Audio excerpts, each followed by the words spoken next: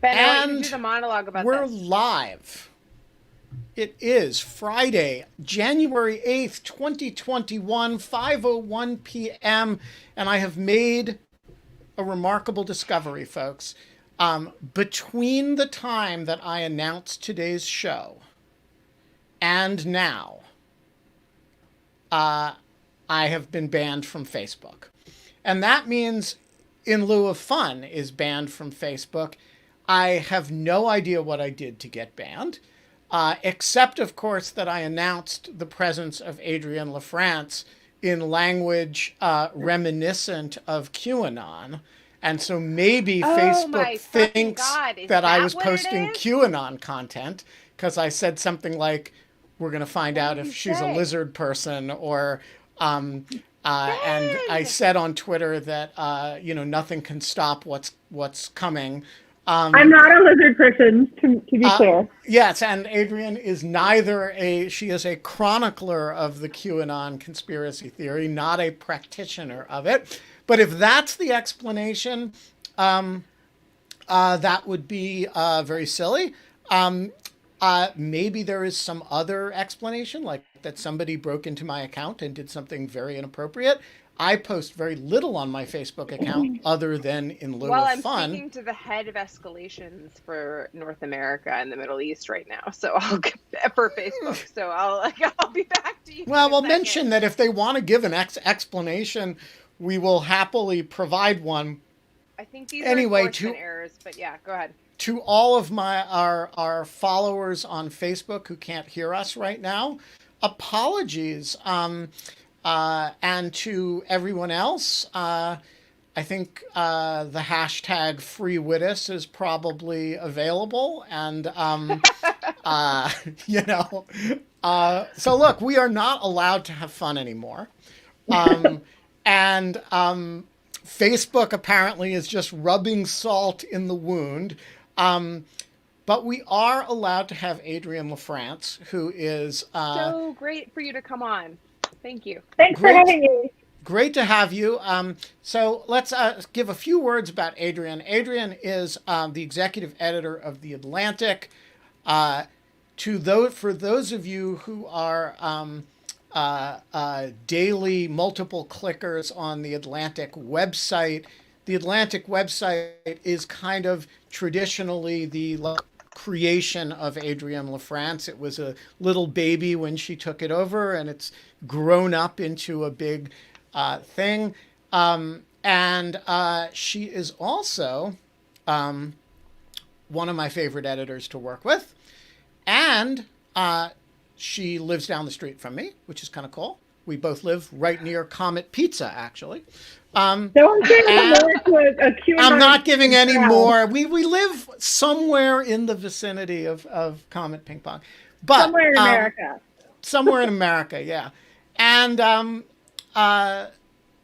most important for present purposes, she is the author of a amazing, detailed, thoughtful feature article from back in May about QAnon, which I'm gonna put it. I'm gonna drop it in the chat right now. and I asked her on the show because yesterday we were talking to Kathleen, as you guys will recall, and Kathleen Ballou was talking about the component pieces of Wednesday's mayhem, the component philosophical, ideological, and human pieces of the group that stormed the Capitol. And she mentioned and bracketed that one significant segment of them were QAnon supporters, in addition to the white power activists of the type that she studies. And she said you should have somebody else to talk about QAnon. And we knew exactly who to call. So, Adrienne, welcome to the show. Thanks for having me. And I'm trying to keep up with the chat. Thank you for all the nice things people are saying. And Esther, I really do want your feedback on our app. So email me at adrienne@theatlantic.com and we'll make it better. So our chat is there. It's a super amazing group Historically of people amazing. Yes. who are in that group. And you should feel free at any time to do what we just did, which is respond by name to people in the chat. And we will bring some of them in to talk orally as we go. I want to start with what I think is the most. There are a bunch of different theses embedded in your piece, but the one that I think is a really compelling feature of the conversation that is under discussed is that QAnon is only sort of a conspiracy theory. It eats up all the little conspiracy theories and, kind of grows big and strong by consuming the others. But that it is fundamentally has qualities more of a religion than of a mere conspiracy theory. And so I want to start there and just ask you to talk about that. Q is like, there's something different than a regular old Comet ping pong situation going here. And so talk about that distinction a little bit.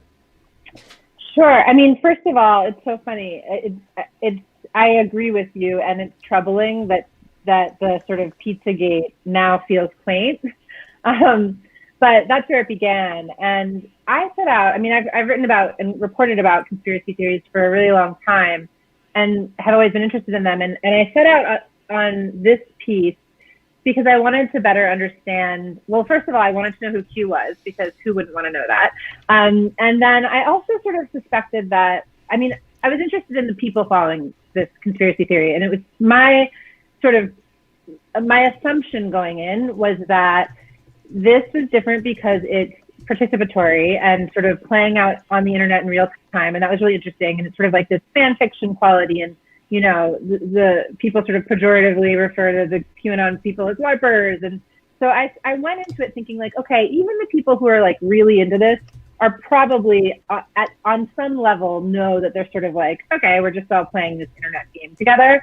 And that was so deeply wrong. And it became really clear to me fairly early in my reporting when I started to see really clear distinctions between the people who position themselves to profit or benefit off of QAnon, so like the Q influencers, and anyone who sort of stood to make a buck or expand their own profile by being affiliated with Q. Lots of people who have like Q YouTube channels, that kind of thing. But then I would talk to the what I call the true believers, and it was like, oh, these people believe in Q, like and not just that. I mean, to your question about the religious aspect of this. It was that, like, one question I kept asking people over and over again was, what are you going to do if you find out this is all fake? Like, if this is a hoax, like if tomorrow someone's like, sorry, I'm Q, I was just having fun. And time again, without fail, people would say, it wouldn't matter. This is so much bigger than Q now. And then you factor in the sort of end times narrative, the sort of like, Donald Trump as this savior figure, the way that they interact with the Q drops as sort of an interpretation of a holy text. Like it became really clear to me that there's something not just unlike classic conspiracy theories, but just a lot more like how religious movements begin. So and what I'm really fascinated by the idea that people think it's bigger than Q, and so even if they learned that Q was a fraud or a joke or a satirist, it wouldn't matter. What does it mean for it to be bigger than Q? I think it goes to this worldview. I mean, this is another thing I heard repeatedly from people. I would ask people where they first heard about Q, because I was, of course, interested in like, is this just a random, like, oh, you the algorithm served it to you, and one day you were completely reasonable, and the next day you're just like, corrupted by this thing you saw on YouTube. And it really seemed more like people were finding Q, and it fit really neatly into this pre-existing worldview. And that pre-existing worldview is, in the broadest terms, this sense of sort of victimhood or being out of place. That's common among conspiracy theorists of all kinds, like feeling like you're sort of outside of the establishment. But there was certainly that. Being pro-Trump is a thing. I mean, it is at its core a pro-Trump conspiracy theory. A lot of times people have referred to it as a far-right conspiracy theory, and it's a pro-Trump conspiracy theory, first and foremost. And so really, I think it was. So like, wait, but do you mean when you say that? Sorry, I don't want to interrupt, No. but I just want to clarify something really quickly. You say it's not a far right; it's a pro-Trump conspiracy theory. Do you mean that because, like, is there something in, like, I don't know, like, if, like, I read your article and I don't know if this has changed in any way, but, like, do they have documents that like list Trump like as like a figure? Like, I mean, is this a thing is he interchangeable with other figures in like kind of these documents? So like, I'm just trying to basically say, like, how is it that we know so thoroughly that this is not going to move on to the next hot thing that is not Donald Trump and maybe Eric Trump or someone else? Right. So, I mean, to answer the first part of your question, Trump is a key figure in the Q narrative, which is established through these Q drops, which are like these clues left on the internet that are really weirdly cryptic and vague. And then within the whole community of people following and, you know, the YouTube punditry about it, there is definitely a fixation on Trump. I mean, he's part of the story that Q is telling. So that's one aspect of it. For the other part of your question about, like, how do we know they wouldn't just move on? I mean, I think it's partly like, okay, post-presidency, assuming Trump is still a cultural phenomenon, even if not in the White House, which I think is a safe assumption, they transfer their fixation on Trump, in their view, the sort of maligned ex-president who should still be in the White House. And it really just feeds the same grievances that, like, this is our guy, he got screwed, and, you know, all the more reason for the revolution, basically. Did I answer your question? No, you totally did. I mean, I guess that my question, and this is such a, I'm not putting you on the spot with this at all. That's actually not what I'm like asking. I'm just really curious, like, what is the difference in terms of how we treat these things as a conspiracy theory? Like, when does it cross the line from conspiracy theory to cult, from cult to religion? And I'm not trying to diminish religion in totally. any way, but and like, maybe it's a question of like what is like been taken up by the masses. So like norms, drink, everyone in the chat.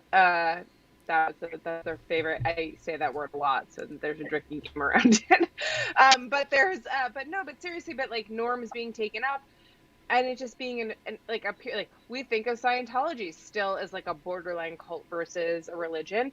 Like QAnon seems more conspiracy theory than cult, but borderline cult.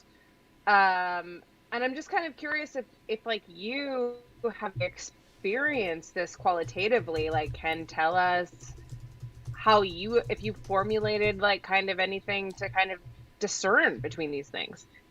It's such a good question, and I wish we had like a religious scholar with us who could. No, I've been thinking about that we should have someone on to kind of talk about that. It's a great point, or someone like that talks about at least how you define religion in terms of the First Amendment, or something that like has bounds. Yeah, right. Yeah, totally. I think it's also like, I think it can be many things at once. So like there are aspects of QAnon that are quite clearly borrowing from religious narratives, going back centuries. There are aspects of it that are quite clearly like other conspiracy theories. There are aspects of it that are obviously like a cult. And so I totally get the instinct to want to draw lines, but I think it's actually really like part of why it's dangerous is it's blurry and it sort of pulls in all of these things. And I also don't mean to describe it as religious in nature to lend it any legitimacy, obviously. It is I guess what I'm trying to say is, I think we've reached a point in society where we have, like, conspiracy theories is too broad a term almost, because they're everywhere now. And it's sort of like the Q is different than other ones. It doesn't mean that flat earth conspiracies aren't, ridiculous or possibly dangerous or possibly a gateway to Q. But I think about like, people who think Elvis is still alive as possibly different than people who are Q enthusiasts who stormed the Capitol. Not that there might not be overlap there too. So I'm curious about the components of the Q belief system. So there is the mythical figure of Q. there is the actual figure of Donald Trump. There is the mythically living figure of John F. Kennedy Jr. And then there are some components. All of these seem sui generis to QAnon, except in the sense, of course, that Q is a kind of prophetic figure who's going to show up at some time and reveal himself. And there's a element of a Christ figure in Q. But then there are these elements that seem sort of dragged out of the Middle Ages. So the, baby child rape, drinking their fluids stuff seems to come out of the blood libels and sort of anti-Semitic literatures of the Middle Ages. It totally does. The idea that there's an international network of child exploitation run by Hillary Clinton seems to have come from Pizzagate.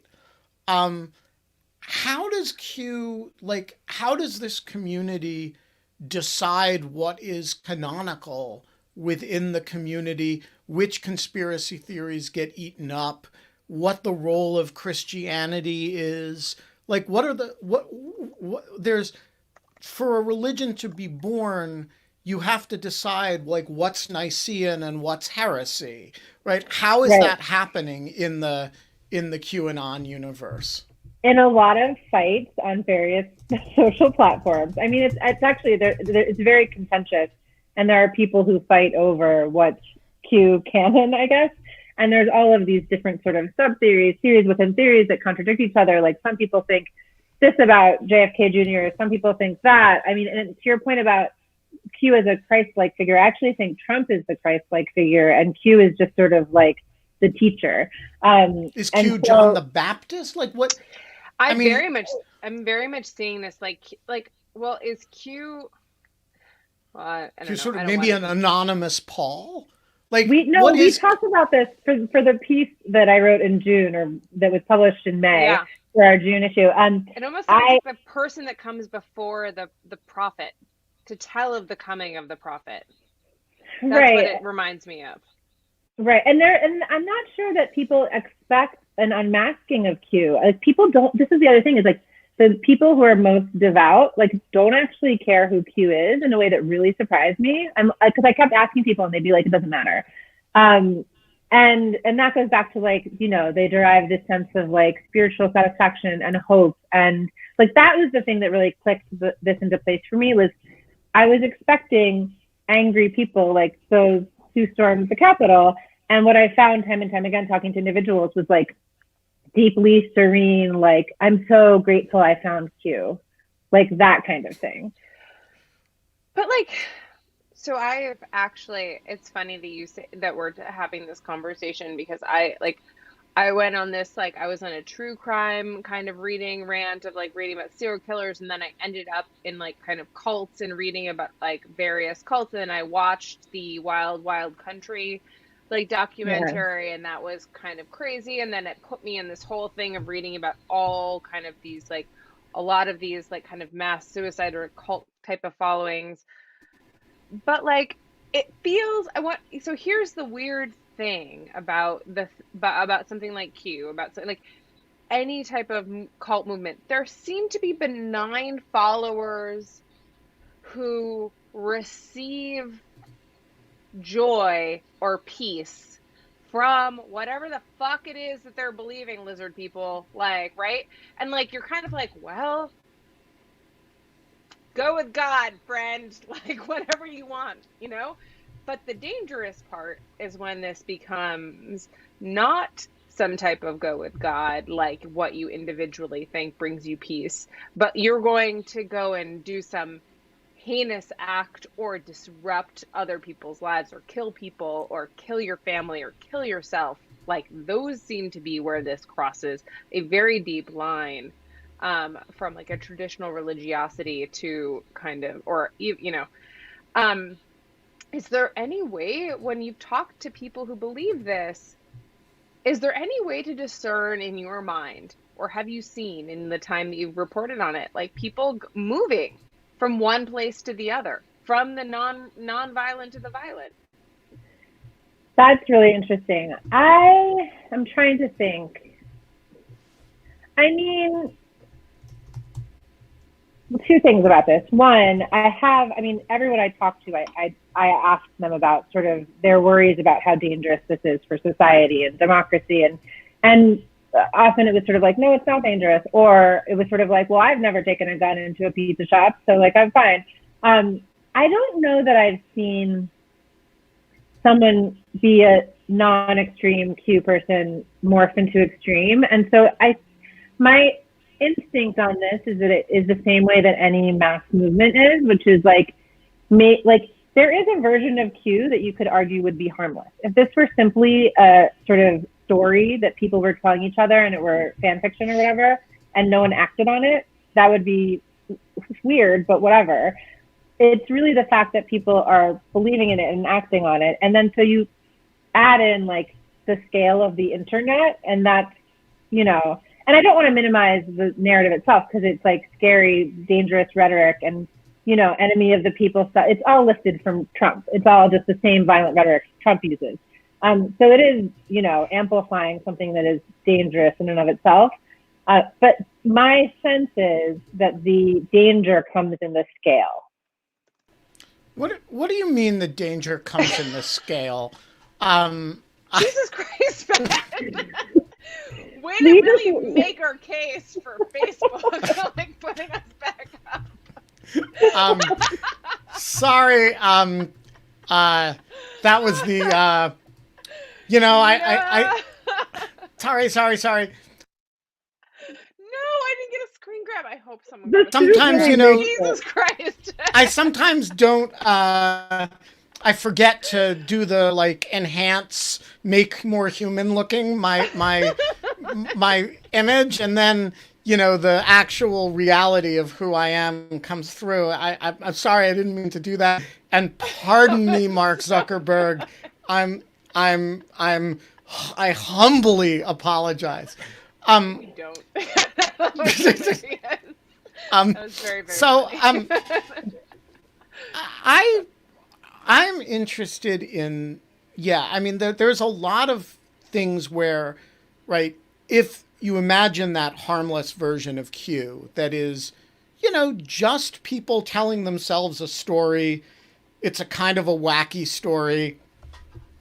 But let's be honest, the revelation at Mount Sinai is kind of a wacky story. There's a lot of wacky and things the about idea religion. that That's the other thing. a virgin had a kid and they nailed him to a cross so that he could be the Lamb of God and die for our sins.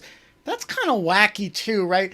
Like, so you could imagine a version, and by the way, modern religious movements are born with wacky stories, revelations in upstate New York and the angel Moroni showing up. I mean, the nature of where I grew up, by the way? That was like where they Rochester. Found the they found the golden tablets there. Yeah. Anyway, Rochester, I think it's like there is a harmless version of this, even with a modern figure as a kind of messiah figure. Why do you think of QAnon, or why do we collectively think of it as, not a harmless modern myth making with, our kind of right-wing values laden into, I don't know how John F. Kennedy Jr. got into it, but, people want to invest a messiah energy in Trump. Like, why do we go that extra length and say, and this is dangerous conspiracy thinking, rather than kind of like a little bit weird myth building? I think it's because, it's for all the same reasons that Trump's violent rhetoric is not just rhetoric, which we've seen in with such clarity this week, but many times, that you can, if you say things that aren't true and are violent and target against groups of people or, core ideas that are important for democracy, and encourage people to act on them and sort of whip them up. There's also this whole narrative of like, we're the Q Army and we're the news now and we can save America. And so I think it's the call to action, and also that it is, again, like fundamentally a pro-Trump movement. And so, and we know how dangerous his rhetoric has been. So I don't know. I mean, the question of why does it work? And maybe it's just that the number of people who are receptive to this message, which is itself scary, like that it did tap into an underlying feeling or belief system where people responded to it. Yeah. I mean, this is kind of what I wanted to get into. I was reading your thing, and I've actually just messaged one of my good friends who I work on a bunch of social psychology experiments with. She's a neuroscientist at Yale, and I'm like, we need to do a study on how people do.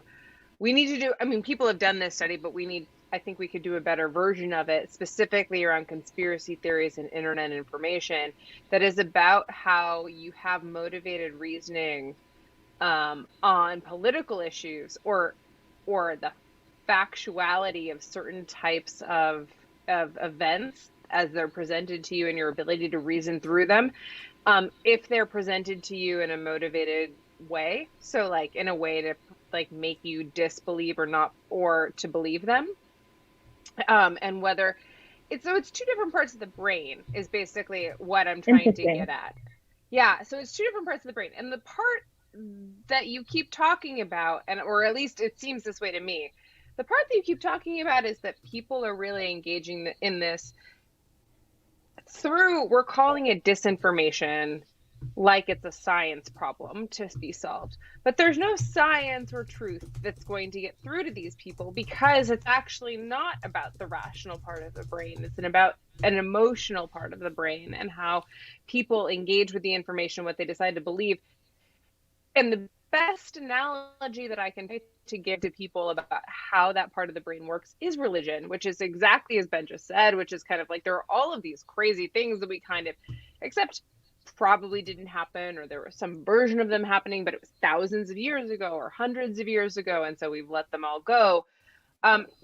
Does that resonate with like kind of like what you've talked about with people? Is it kind of like, have you confronted them directly with kind of facts that are like they can see with their own two eyes, like literally or figuratively, that there's something like not true about what they're saying, that there are no lizard people, like poke my skin, like peel it back, like, well, don't actually do that because that would hurt, but yeah. But you know what I mean? Like, I mean, there's just kind of, what do you want from me? Like, what is there anything that I can do like that would make you think I'm not a lizard person? Like, what? No, totally. Like, this was like the most mind-melting aspect of reporting this story, because I'll give one example, which I think is in the piece, which is this person I met in line at a Trump rally in Toledo last January. And we were talking about John F. Kennedy Jr., and he was sort of like, well, you know, like he didn't really die in a plane crash, like Hillary Clinton assassinated him, was the suggestion. No, sorry, I didn't mean to laugh, but I just like... No, I mean, there's no evidence to support that. And so what I said to him was, like, what evidence could you possibly have that makes you believe that's true? And he, like, without even a pause, just goes, well, what evidence do you have to show me that it didn't happen? And I just started, as a moment, I started laughing, and then like he started laughing, and I'm just like, what are we doing here? But this happened again and again, where I would like, you know, be rational or reasonable, and not only were people uninterested in engaging with facts, but they would use the language of journalism and truth seeking to perpetuate lies. So did you have a sense like that he had any self-awareness of the irrationality of asking you for evidence that something didn't happen? I mean, I don't think so. But the funny thing is, he was there with his like best friend from when they were kids, and I was asking them how they came to believe in Q, and he was like, "Oh, she got me into it. I thought she was nuts." And then like she kept telling me to do the research, and I did. And you quote him in the story, and I was like, "Whoa!" I know. And so, but no, he didn't seem he wasn't thinking deeply about like empiricism, I don't think. All right, Daniel, the floor is yours. He is back in his backlit Q. Well, one possibility, of course, is that Daniel is Q. You know, and let's not just float that like casually, Ben. I don't know. I mean, he is mysterious, Daniel, and I like your mysterious backlit presence. I always have. You have great questions. Go ahead. Thank you. I am curious about the demographics of Q supporters and whether you think there's a geographic or regional split to it, and whether there's an urban or rural split to it. Oh. I have thought about this. Thinking about this lately, Daniel, by the way. You've been like putting like the rural urban split. He's been like kind of toying with this a lot. So go ahead. I'm sorry. I didn't mean to interrupt. No, not at all. I think so the demographics, I'll caveat it by saying I don't know for sure, because the Q people I talked to were people I could find either online or in person. And like one of the places I looked was Trump rallies, where they're known to have Q people congregate. And that's a certain demographic in and of itself. I was thinking about this a minute ago with the idea about sort of the part of the brain that appeals to this. And I promise this gets back to the demographic question. But there's a big aspect of this, which is finding your people. Like it's this, you know, it's totally geographically disaggregated, but it's this really tight-knit community. And when Q people recognize each other online, it's like, oh, me too, I'm a patriot, so are you, whatever. And I mentioned this to say that a lot of the people I talked to were of retirement age and sort of winding down their careers, or maybe had lost their jobs, or were just in a different phase of life, and really seemed to, this is a way to spend time and be entertained and to find other people who shared their worldview.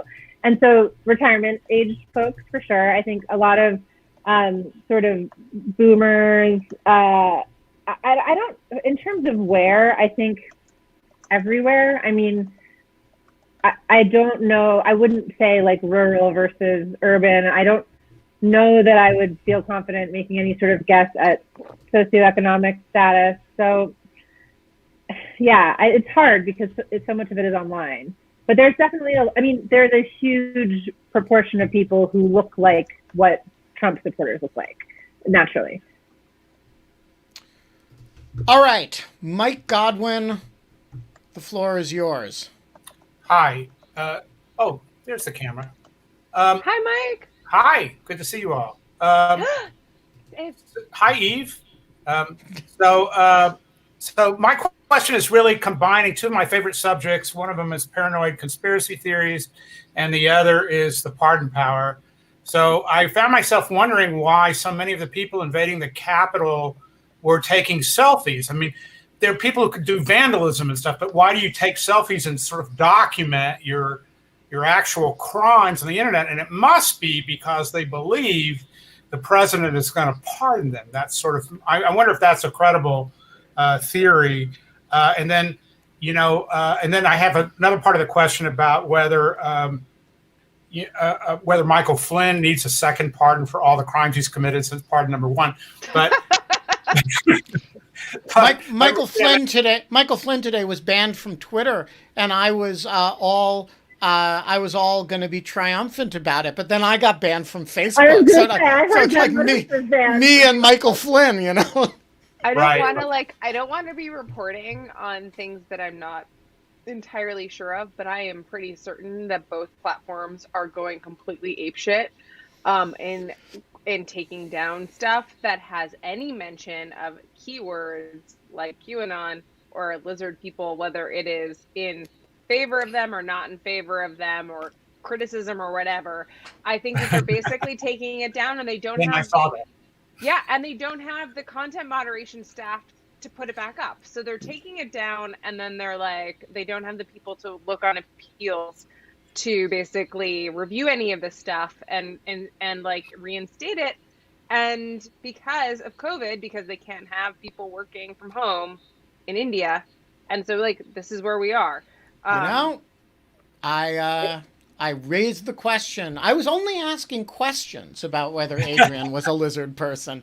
So I have to tell you, I deliberately said the Q word on Twitter and on Facebook in reference to this crowdcast and your announcement, Ben, to see if that would lead to my ban, because if I did get a ban, I might get some more work done over the weekend. But my questions are primarily, number one, about the pardon conspiracy, and number two, if anyone wants to talk about Michael Flynn needing a second pardon, that's also interesting to me. All right, Adrienne, what are your thoughts on the first matter? On the first matter, I think my personal view is that the people who stormed the Capitol and then vandalized it and took selfies weren't really thinking ahead. And I'm not sure that they were thinking, it'll be okay because I'll get pardoned. My sense, just based on what I know from the QAnon worldview, and again, like there's some proportion of these people who stormed the Capitol who are certainly Q, not all probably, but my sense is it's just I don't think they think they're going to get pardoned. I think some of them, are actually doing they think they're doing the right thing. They think they're taking part in a holy sort of revolution. And so that's a little bit scarier, but I think probably more likely that it's not that they thought they would get away with it, but that they were taking part in something good. All right. So we have a question from Penelope who asks me to read it. And a related question from somebody I just invited in. So I'm going to string these together, assuming I can.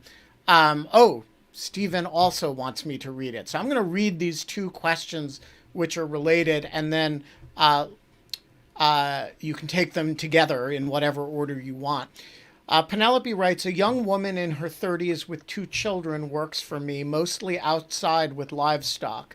She has a stable common law marriage and is smart but QAnon adjacent. She hears a lot of what she describes as libertarian radio, but not Limbaugh or Alex Jones. Our conversations are cordial. I have a chance here. How do I explain that Trump incited the riot? She quite rationally sees a distinction between asking followers to go to the Capitol and storming it.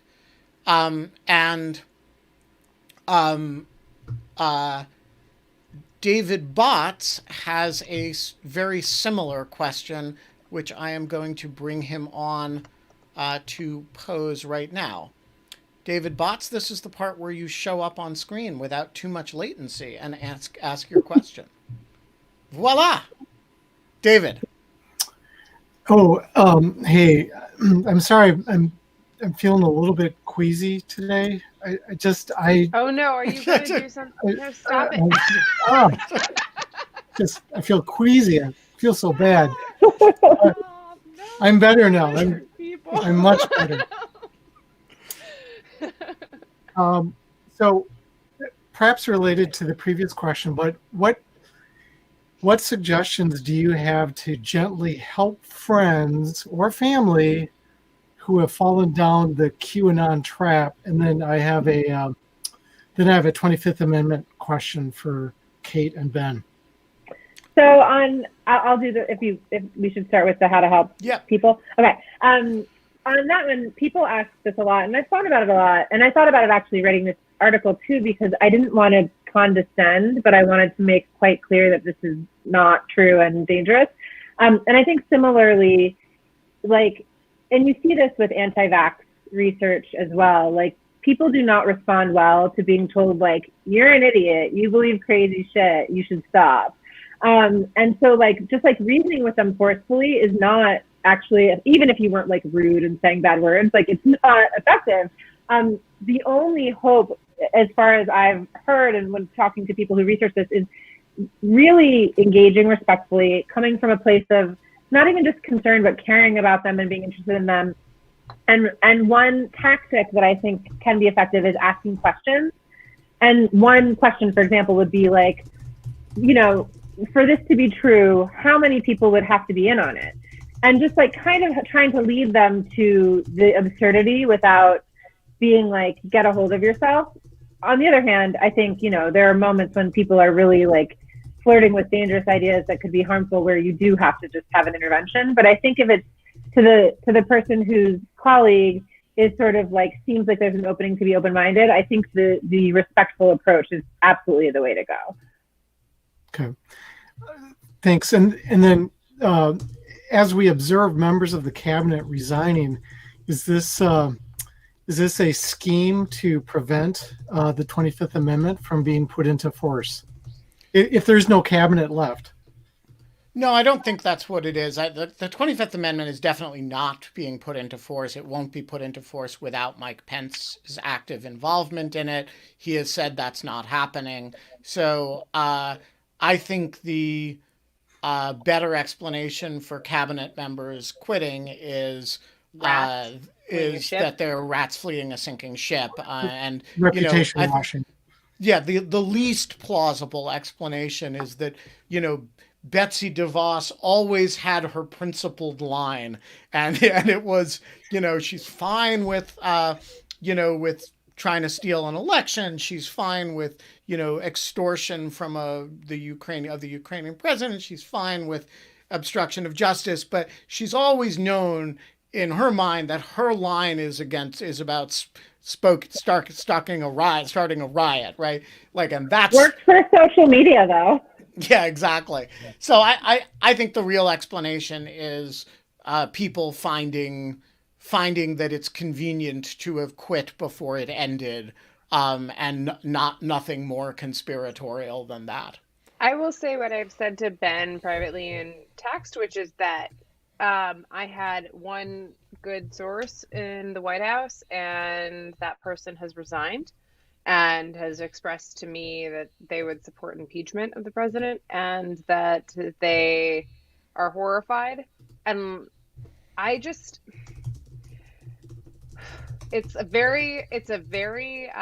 hard. It stretches your empathy muscles a lot to kind of like feel for someone who stuck with and supported a president up until this point and like now is seeing the light and now really, really does seem deeply, deeply convinced.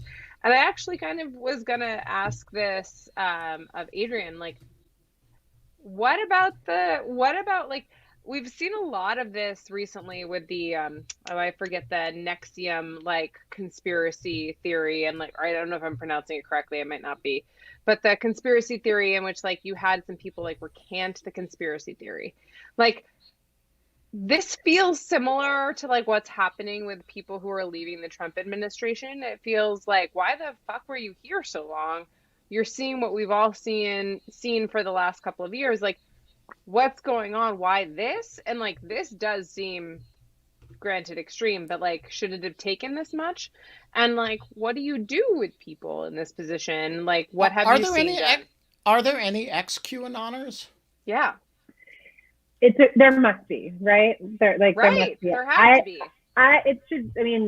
I have not, for the story that I wrote for the magazine, I didn't talk to any ex-QAnoners, but I've been wanting to find one, and I should actually reach out to some of my sources and ask them if they still believe. But I think this goes in the category of, if they were impervious to plainly viewable facts all the way up until this point, like, it's not as though suddenly Trump is being, I mean, maybe to some subset, Trump has been revealed to be worse than they thought. But I think this goes back to this point of, this is what they want to happen. Like, this, to the Q crowd, what happened in Washington this week is a expression of what they've been waiting for. And so, I don't think it's, oh no, this is actually bad and dangerous. Maybe for some that's the line. But I think there's a just as large, if not much larger, population of people who are saying, finally, like, this is draining the swamp or whatever. It's signs and portents. And I mean, you have a discussion in the piece about the relationship to the Book of Revelation. There is an excitement about the end times in this community. Someone asked in the chat, I'll just address this, if Frederick Brennan is an ex-Qer because he founded 8chan. He is definitely someone who is sort of fighting Q, but that fight is wrapped up in his feud with the Watkinses, who ran 8kun. One of them just in November quit as the administrator, but is very active in Q conspiracies, especially now has been very active on Twitter. And so, yeah, you could consider, I mean, he's more of an image board person, I guess, than a Q, but yeah, they're certainly out there. And I've interviewed ex 9/11 truthers. And so there are people out there who can talk about how they snapped out of things like conspiracy theories generally, but there's still something different about this one that is quite frightening.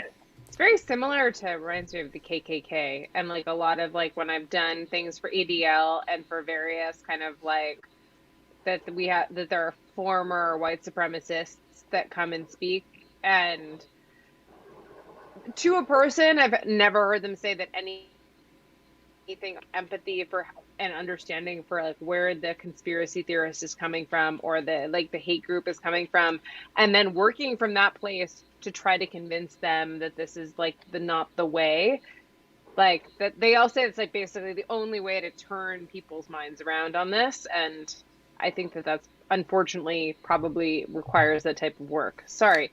Yeah, I think it was Derek Black, who's one of these. He grew up in the white supremacist movement. Yes.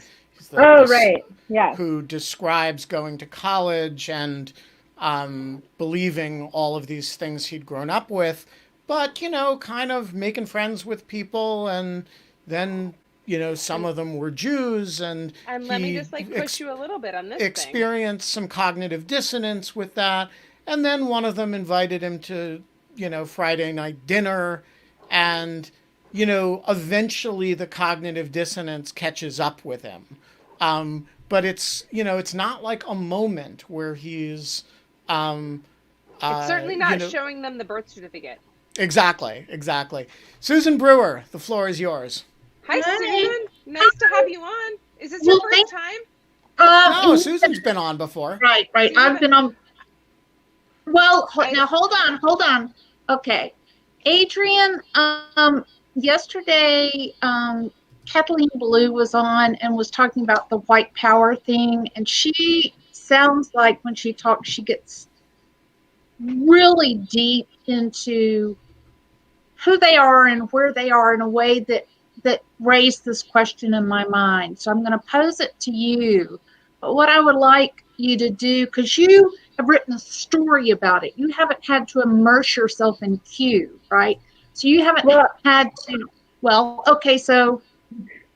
I mean, in my report, I spent a lot of time for a year sort of immersed in the online world of Q, for sure. Yes. Yeah. Okay, so the question is, and Ben and Kate, I would also like to have you guys just talk about, in what way are you able to detach yourself from this? Doesn't it sometimes get kind of overwhelming? And so you might initially say, oh yeah, no, sometimes it does. And then if you're going to be give me the short answer, what I'm really looking for is the long answer, which addresses what happens when you really sort of find yourself overwhelmed by this dystopian hot mess. I can speak to that in the context of the story. So there definitely were, there were a number of moments where I was I would spend hours and hours and hours on 8kun and in just these really terrible corners of the internet, and piecing together the Q drops, and just for my own, trying to immerse myself and understand, and just spending time with Q believers, and especially when I was just on 8kun a lot, I was sort of why am I doing this? But for me, and the other worry that came up for me was, how do I tell this story in a way that doesn't add to the harm that I believe is already being caused by this conspiracy theory, giving it a sense of legitimacy or a higher profile?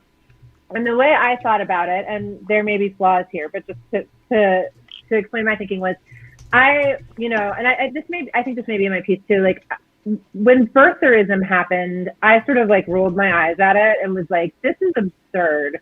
The truth will win. The fever will break.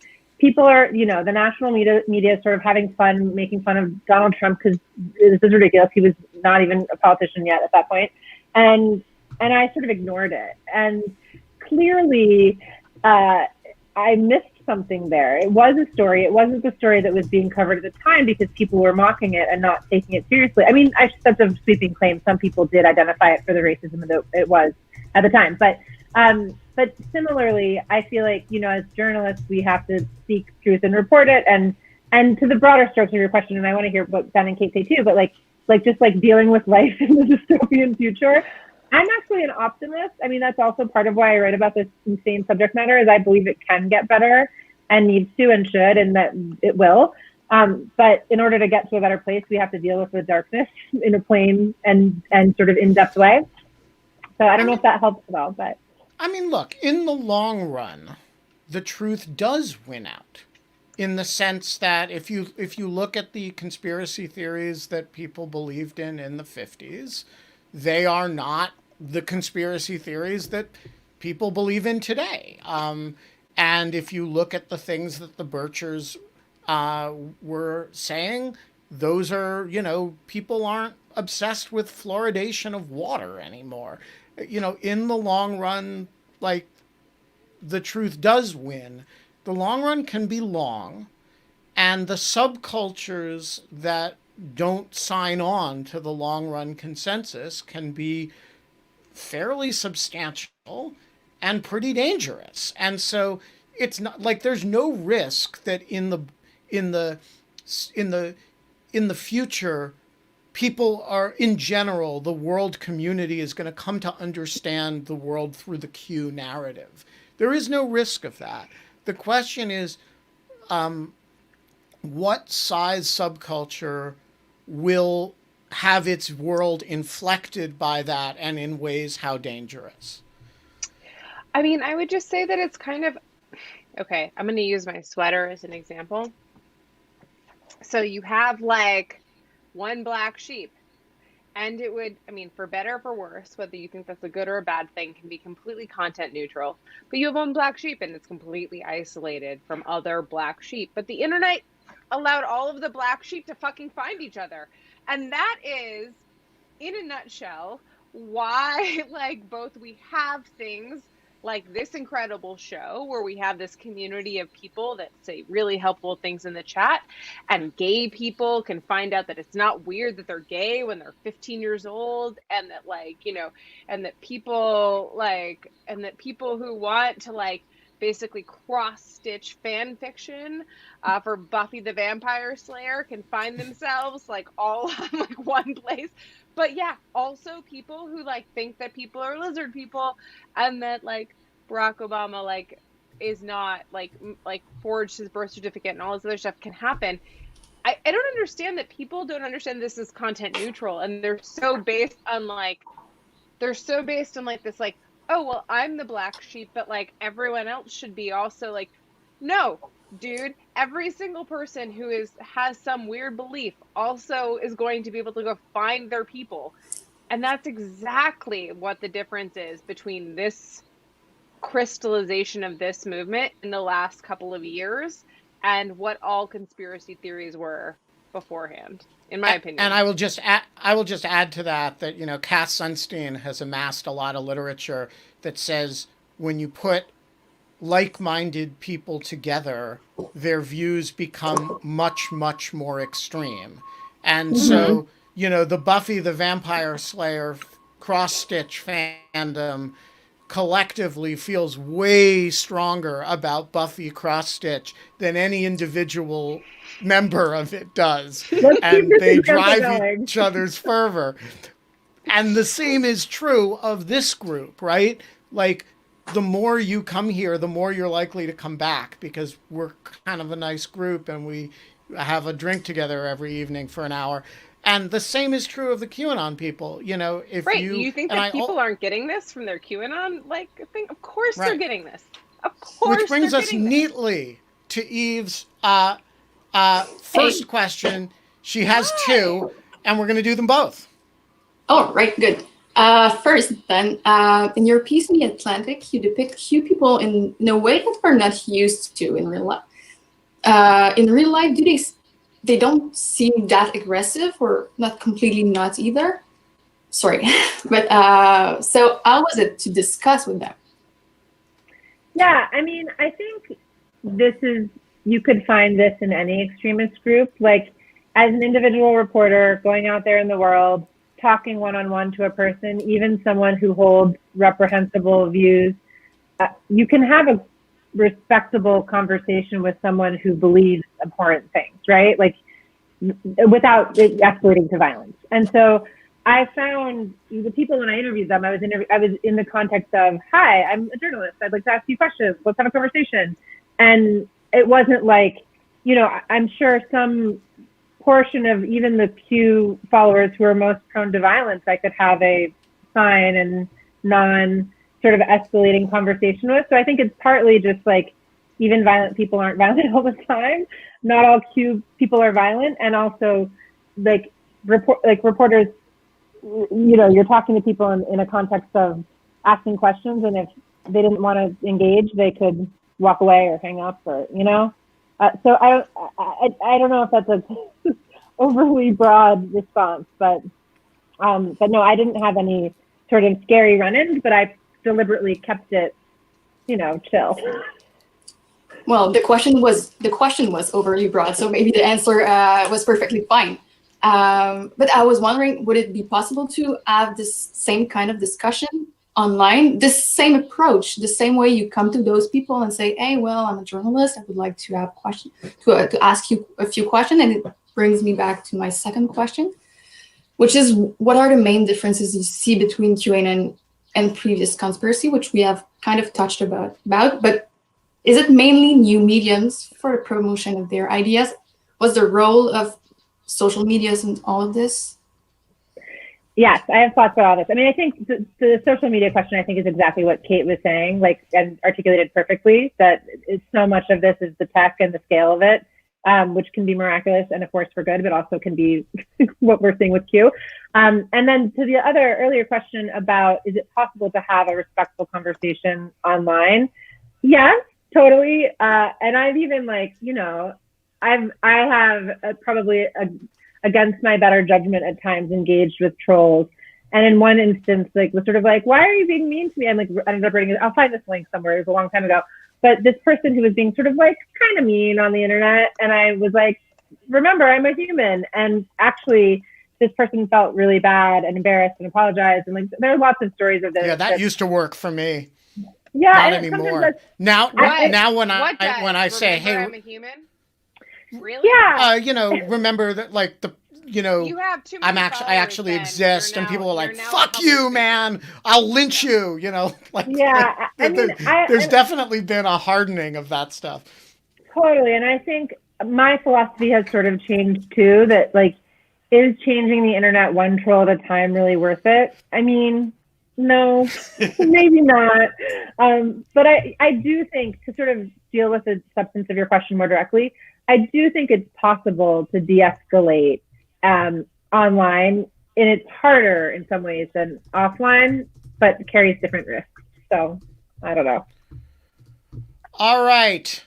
A concerned citizen gets the last question this evening. Hi. Sometimes it seems like maybe Russian intelligence is involved in this. My question is, what are your thoughts on that? It's such a good question. Well, I will say this. If I had evidence to definitively say that Russia was in some way behind Q, I would have published that already. So I want to avoid being speculative. What I can say with great confidence is that Russia and other foreign actors who look to sort of mess with the US love the existence of Q and use it. And we see that in all different kinds of networks. I mean, not just groups on Facebook or whatever, but it's, even in our own, if you talk to an online, it's sort of a security firm who looks at this kind of activity online that's nefarious, you can clearly identify which kind of online activity has a Russian fingerprint versus Chinese versus whatever. And Russia is very, very interested in Q. So I don't know that it has originated with Russia, but like there's no question that Russia is leveraging the existence of this group to mess with America. Yeah, I mean, just a few data points on that. We know from Mike Isikoff's reporting that Russian intelligence was in fact behind the creation of the Seth Rich conspiracy theory. We know that the Internet Research Agency promoted all kinds of conspiratorial tweets and the like during the 2016 election. We know that there's been Russian involvement in anti-vax promotion and in attempts to radicalize BLM sentiment on both sides, by the way. And that was not both sidesism. That was actually a description of Russian intelligence practice. It would be very surprising if they were not involved, at least in promoting this material. But I wouldn't be at all surprised if they were involved in a pretty substantial way in seeding it somehow. Obviously, that's a bit of speculation. We should wrap up. Adrienne LaFrance, you're a great American, and it's great Please come on to anytime. see your face. It was Thank you so much. great to have you. And This was I really have to say fun. that the people that are under you editing are phenomenal, and I love them, and they have treated me well, and I've been very happy. So thank you so much for everything you do at the Both of you Atlantic. should write more for the Atlantic, please. And thank you so much for having me. You This published was really something fun. by me yesterday. It was really good. Everyone go read it. Wait, It's you about had a post self-pardoning. yesterday, Ben? It's Jesus really Christ. smart. I'm like, Yeah, very about behind. self-pardons. And how it could backfire all right, on Trump. Okay, sorry. Yes. We have to go. We will be back tomorrow. It'll be just Kate and me, unless we decide to have somebody else. That'll be 22 hours and 58 minutes from now, by which time there will be fewer than 11 days. That's one Scaramucci left in the Trump administration. Until then, we don't have fun anymore, but we do have conspiracy theories. See you tomorrow.